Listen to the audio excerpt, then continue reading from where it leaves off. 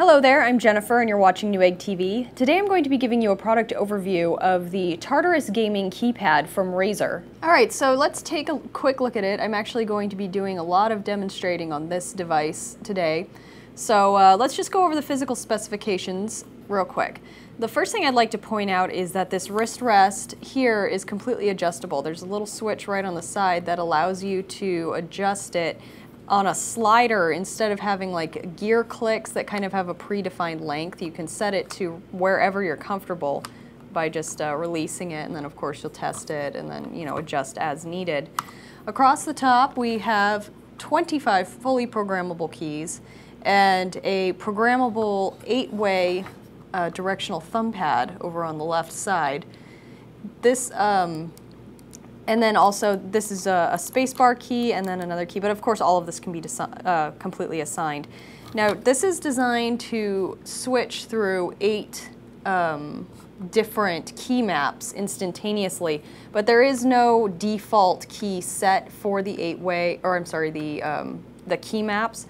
So the first thing I'll be doing when we open up the Synapse software is assigning a button to the instant key map changing. Now there's 3 LED lights here, and these lights will light up in different patterns depending on which key map you're using. So if you're changing them on the fly, you can kind of get a little visual reference of which key map you're in, so that way if you have to change back to another key map, you know how far you have to scroll to get to it. So the arrow keys here across the top are default set to WASD, and then basically all of the other letter keys around it are the default settings. And I'll show you a little bit more of that when we get into the programming with the Synapse software. You do need to download Synapse for use with this device, because while it has unlimited profile capability, the storage is all in the Synapse cloud. So it gives you unlimited profiles and also unlimited macro lengths. But again, there's no onboard storage here, so you need to use the Synapse software and set up an account in order to configure this. The keys are backlit. Most RAZER products, have that green LED backlighting, which is adjustable in terms of lighting temperature. You can brighten it, darken it, or shut it off, have it pulse, whatever you want to do. And also you get, I should mention that you have braided cord here. I think it's about 6 feet, and then you get a gold-plated USB with that. So let's walk it over to the other room and I can show you how to configure this, and also I'm going to play a little bit of Portal 2 for you so you can see it in game use. So here we are inside the Synapse 2.0 software from RAZER, and you see we have the Tartarus up on the screen, the different key maps here on the right, the profile and profile names here on the left, customize, lighting, keypad, macros, and add-ons all up at the top. The first thing I'd like to do is assign a key to the key mapping scroll through. So it doesn't come with a preset default for your on-the-fly key map change. So the first thing you need to do is determine what button you want to assign to that. So I've decided to use the Alt button over here on the side, next to my left thumb, so I could just quickly scroll through. And you have to set the, this is the button assignment, so key map switch, or switch key map, and then function, you could set it to switch or cycle. Now when it's set on switch, it's going to switch back to previous key map when this button is released. So if you have macros set on a different key map for the same game and you only use them at certain times, that's handy, because then you can switch to the key map while you hold the Alt button or whichever button you assign, use the function that you need, then release that switch to go back to the previous key map. So if you have functions that you don't use too often but still need, that's a quick access to roll back and forth while in the same game. But I figure that with as many programmable macros as this has, it probably makes more sense to have it cycling, and I assigned the direction to cycle down, so it will cycle from key map 1 to key map 8 and then roll around to key map 1 again instead of cycling up, which would go from 8 to 1. So that's how I have it set up. And now I can show you on the actual device here.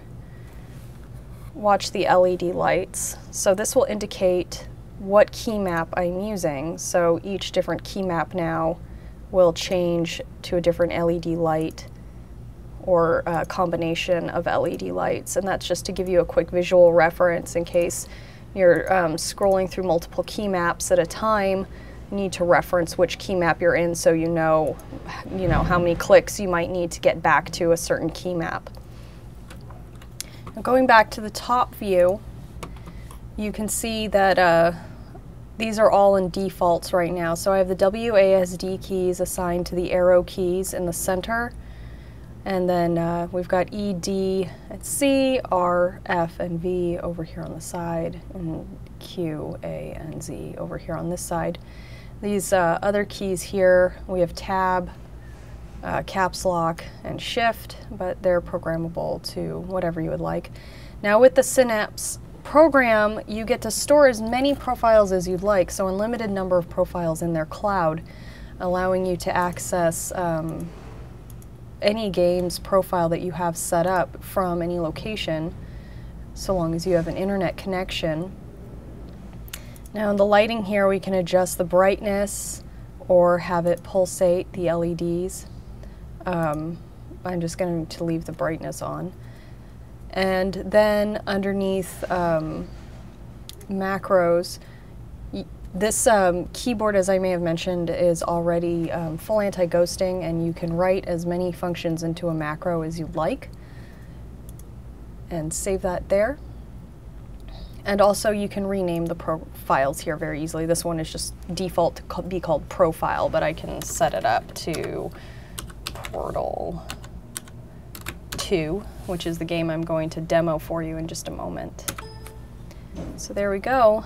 That's pretty much it for the Synapse software. It's pretty straightforward. You can just tinker around with it and go through the features and assign the buttons as you'd like them for whichever game that you're about to play. So why don't we play some Portal 2 and I can show you how this works. Alright, so let's go through a little bit of gameplay on Portal 2. I have my mouse here on my right, and I've got the Tartarus on my left. I'm keeping my keyboard in front of me though. Until I learn the Tartarus, it's kind of nice to have the keyboard here just as a quick visual reference. I have the wrist rest configured to my hand size, so it's very comfortable, and I have a nice easy reach between all of my function buttons. So I'm going to walk around a little here. I've got a button, which means I've got to go around. Oops. See, it's kind of, I'm reaching a little farther for some reason. I'm reaching a little farther to things than I really have to. But otherwise, this is very comfortable and easy to use because it allows you to put, your function keys as close to you as you'd like them, and have a really natural curve to your hand while you're going through your gameplay.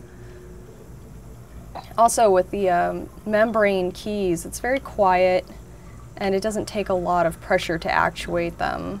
Where is my block? Sorry, got a block to find.